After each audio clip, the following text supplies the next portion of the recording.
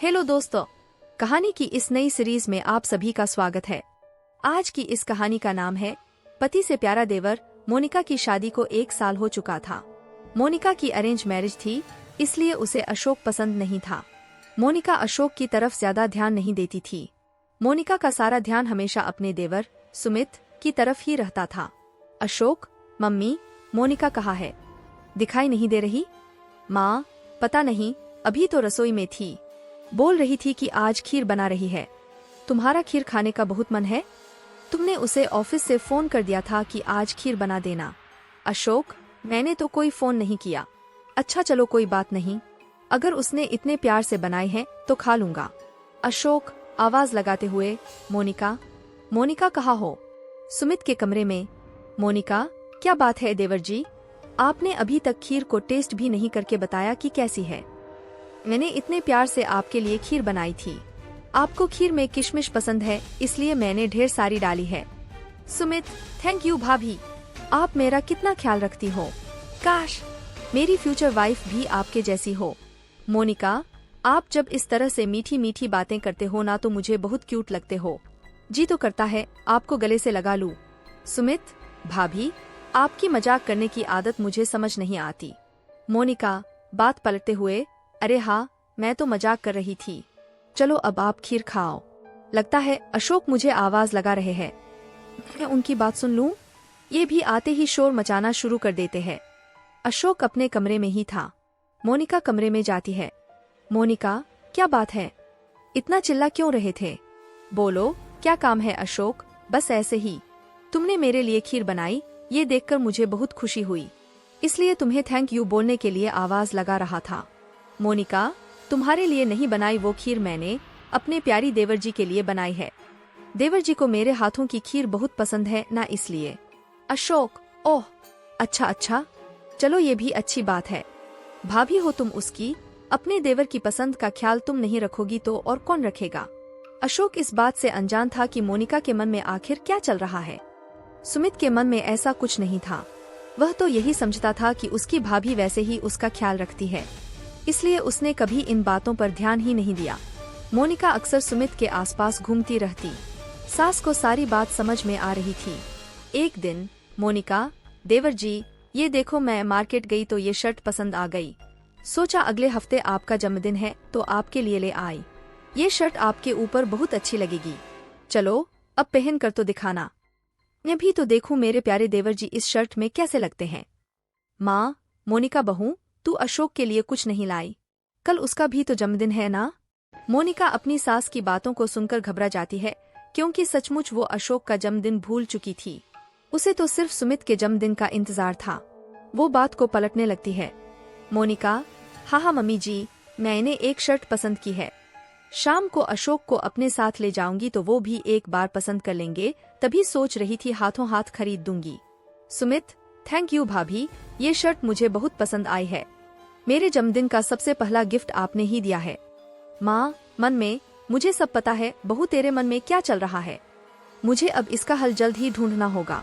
दिन व दिन मोनिका का सुमित से नजदीकियां बढ़ता ही जा रहा था। अगले दिन अशोक का जन्मदिन था। मोनिका तबीयत खराब का बहाना करके कमरे में ही लेटी रही। अशोक के कुछ दोस्त उसे जन्मदिन की बधाई देने आए तो उन्होंने केक वगैरह कटवाया, पर मोनिका उनके सामने भी कमरे से बाहर नहीं आ रही थी। अशोक, मोनिका, मेरे फ्रेंड्स जन्मदिन की बधाई देने के लिए आए हैं। उनके लिए चाय स्नैक्स वगैरह का कुछ अरेंजमेंट अगर तुम कर देती तो। वो लोग बहुत देर से बैठे हुए हैं। मम्मी रसोई में अकेले इतना नहीं संभाल पाएंगी। मोनिका, मेरे सिर में बहुत दर्द है अशोक, और तुम्हें अपना जन्मदिन मनाने की पड़ी है। तुम कैसे हो अशोक? तुम्हें मेरी तबीयत का बिल्कुल भी ख्याल नहीं है? अशोक, ओह सॉरी मोनिका, मेरा वो मतलब नहीं था। कोई बात नहीं, तुम आराम करो, मैं नाश्ता बाजार से ऑर्डर कर दूंगा। तभी सुमित कमरे में आ जाता है। सुमित, भाभी, मेरे कुछ फ्रेंड्स भैया को जन्मदिन की बधाई देने के लिए आए। मैंने उन्हें कहा था कि आपके हाथ के ब्रेड पकौड़े बहुत टेस्टी होते हैं। चलो कोई बात नहीं, अगर आपकी तबीयत खराब है तो मैं बाहर से कुछ ऑर्डर कर लेता हूँ। मोनिका, बाहर से क्यों ऑर्डर करना देवर जी? मैं गर्मा गर्म ब्रेड पकौड़े अभी बना देती हूँ। आखिर आपके दोस्त पहली बार आए हैं और मेरे हाथ के ब्रेड पकौड़ी खाने चाहते हैं, तो ब्रेड पकौड़ा बनाने में मुझे देर ही कितनी लगेगी। इस समय अशोक भी वहाँ सामने मौजूद था। यह सब बातें सुनकर उसे थोड़ा अजीब लगा। अशोक, मोनिका, अभी जो मैंने बोला तब तो तुम्हारी तबीयत खराब थी, पर जैसे ही सुमित ने कहा तो तुम एकदम से उठ गई। ये ठीक नहीं है मोनिका, कहीं ऐसा ना हो कि एक दिन तुम्हें पछताना पड़े। मोनिका की सास जान चुकी थी कि पानी सिर से ऊपर उठ गया है, इसलिए अब उसने सोचा कि सुमित की शादी हो जाए। इसलिए अशोक ने मां के कहने पर सुमित के लिए लड़की ढूंढना शुरू कर दिया और सुमित को एक लड़की पसंद आ गई। लड़की का नाम अर्चना था। मोनिका अर्चना को देखकर जलन से भर गई। सुमित अर्चना से फोन पर बात करता तो मोनिका और भी गुस्से में आ जाती। मोनिका, देवर जी, मैंने आपके लिए इतनी मेहनत करके पिज्जा बनाया और आपने पिज्जा खाया तक नहीं। सुमित, फोन पर, एक सेकंड अर्चना, जरा होल्ड करना। सुमित, सॉरी भाभी, वो अर्चना का फोन आ गया था इसलिए। मैं अभी खा लेता हूँ। सुमित, फोन पर, अर्चना, मैं तुम्हें थोड़ी देर बाद फोन करता हूँ। मोनिका, अरे ये लो मेरे हाथ से खाओ, ये लो। सुमित, रुको, अरे मुझे उठने तो दो। मोनिका जानबूझकर सुमित से चिपकने लगती है। सुमित को ये सब बहुत अटपटा सा लग रहा था। उसे हल्का सा गुस्सा भी आया। तभी अर्चना का फोन आ जाता है। मोनिका कॉल देख लेती है और सुमित के हाथ से फोन छीनकर काट देती है। सुमित, भाभी, ये क्या बदतमीजी है, आपने अर्चना का फोन क्यों काट दिया? मोनिका, तुम पहले मेरे से बात करो।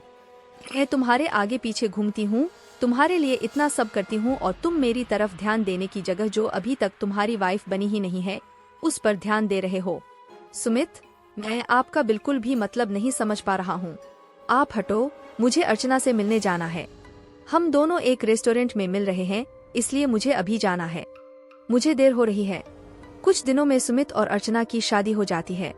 अब शादी के बाद सुमित अपनी वाइफ पर ही ध्यान देता था। सुमित और अर्चना दोनों अपनी लाइफ में बहुत खुश थे। ये देखकर मोनिका मन ही मन अर्चना से ज्यादा नफरत करने लगी। अर्चना और सुमित मूवी देखने जाने वाले थे। मोनिका ये बात जानती थी। अर्चना तो यही सोचती थी कि मोनिका उसकी बड़ी जेठानी है, इसलिए वो उसी तरह से उससे अच्छा व्यवहार करती थी। अर्चना, भाभी, आप भी हमारे साथ मूवी देखने चलो ना। चलो ना भैया, आज हम चारों एक साथ मूवी चलते हैं। मोनिका, ठीक है, मैं जल्दी से तैयार हो जाती हूँ। अशोक, मोनिका, अब मेरा मूवी देखने जाने का बिल्कुल भी मन नहीं है। सुमित और अर्चना को अकेले जाने देते हैं ना, हम फिर किसी दिन चलेंगे। माँ, अशोक ठीक कह रहा है बहू, उन दोनों को जाने दो, तुम कल चले जाना। मोनिका, नहीं, मुझे आज ही जाना है। अब वो दोनों इतने प्यार से कह रहे हैं तो उन्हें मना कैसे कर दूं? सुमित, अर्चना, मेरा बिल्कुल भी मन नहीं है। मेरे सर में बहुत दर्द हो रहा है। अगर तुम बुरा ना मानो तो हम मूवी का प्लान फिर किसी दिन बना लें। आज भैया भाभी को जाने दो। अर्चना, अरे तुम्हारे सिर में दर्द है, तुमने मुझे पहले क्यों नहीं बताया? रुको, तुम कमरे में चलो, मैं तुम्हारे माथे पर बाम लगा देती हूँ और गर्म गर्म अदरक वाली चाय बना लाती हूँ। मोनिका सुमित और अर्चना का आपस में प्यार देखकर चिढ़ जाती है। वो गुस्से में अपने कमरे में पैर पटक कर जाने लगती है कि आंगन में रखी बाल्टी से उसका पैर टकरा जाता है और वो बहुत तेज जमीन पर गिर जाती है। वो देखती है सुमित उसे उठाने नहीं आता। वो उसे देखकर कमरे में चला जाता है, पर उसका पति अशोक भागा हुआ उसके पास आता है। अशोक, मोनिका, तुम ठीक हो ना? तुम्हें ज्यादा चोट तो नहीं आई? कहाँ ध्यान रहता है पता नहीं, बिल्कुल भी अपना ध्यान नहीं रखती हो। अपना हाथ दो, आराम से उठो। मोनिका की आंखों में आंसू आ जाते हैं। वो जिस पवित्र रिश्ते को आज तक समझ नहीं पाई, उसका मतलब आज उसे साफ साफ समझ आ रहा था। वो जान गई कि उसकी असली खुशी उसके पति के साथ ही है। उस दिन से मोनिका ने अपना व्यवहार ठीक कर लिया और अशोक के साथ अपने रिश्ते को मजबूत बनाने की कोशिश करने लगी। आज की ये खास और मजेदार कहानी आपको कैसी लगी? नीचे कमेंट में हमें जरूर बताएं और चैनल को सब्सक्राइब कर ले।